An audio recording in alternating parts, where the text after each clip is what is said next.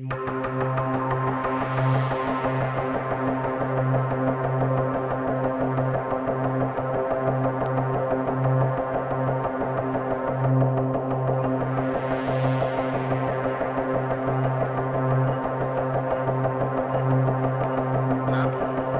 2 ekor harimau yang mati.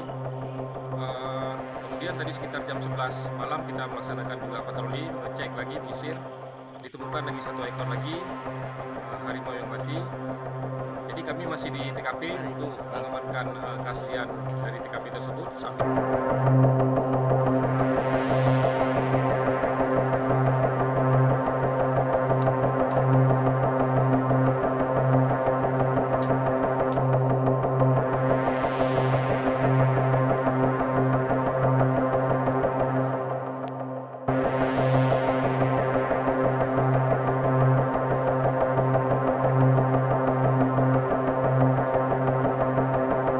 Menunggu tim KSDA Aceh dan tim dokter yang datang untuk memastikan penyebab dari kematian harimau tersebut.